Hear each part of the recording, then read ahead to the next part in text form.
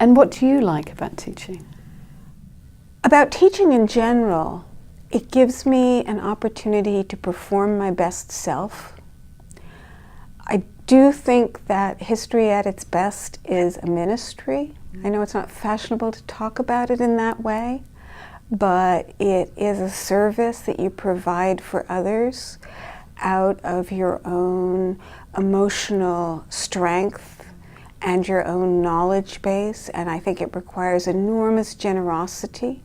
I don't think I'm inherently a particularly generous person.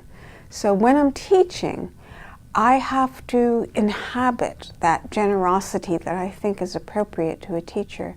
And it makes me feel good about myself, which is a very egotistical reason to want to teach. And I think it makes me a better person ultimately than I perhaps would have been if I hadn't been a teacher.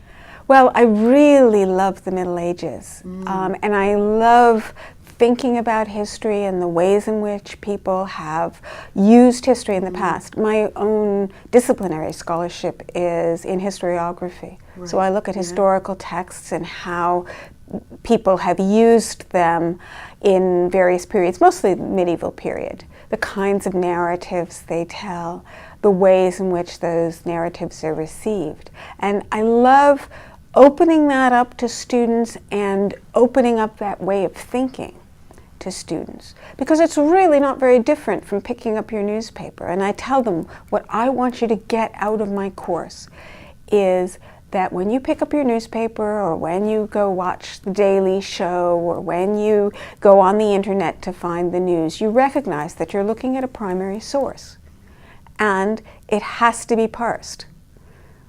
Because otherwise, you believe everything that you hear or read on a certain website or on a certain television channel or in a certain newspaper, and you disbelieve everything else. And that's not going to serve you well. It's not going to serve society well either. I mean, most of my students are not going to go become historians, but they are, I hope, going to become civically active. And I don't know how much you know about our particularly toxic political culture in the United States, but to get past that, people are going to have to be able to talk to each other. And history is one of those fields which allows you to do it. And I really view history as being a forensic field, not a field of fact, but a field of inquiry. The beginning of a trial, you have discovery. And the discovery part is where you find all the points in which you agree with other people. And then you don't have to talk about those. And we historians do that by setting out the factual basis. And sometimes the facts, get adjusted, or we find out that things aren't true. But by and large, we agree on them. What we don't agree on is how the facts should be interpreted.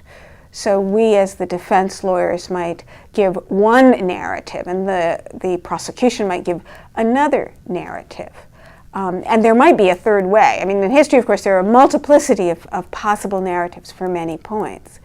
So I want my students to learn this process where they can do that part of discovery with somebody they disagree with profoundly, and then to begin to talk about that disagreement in a more dispassionate way than they currently talk about it.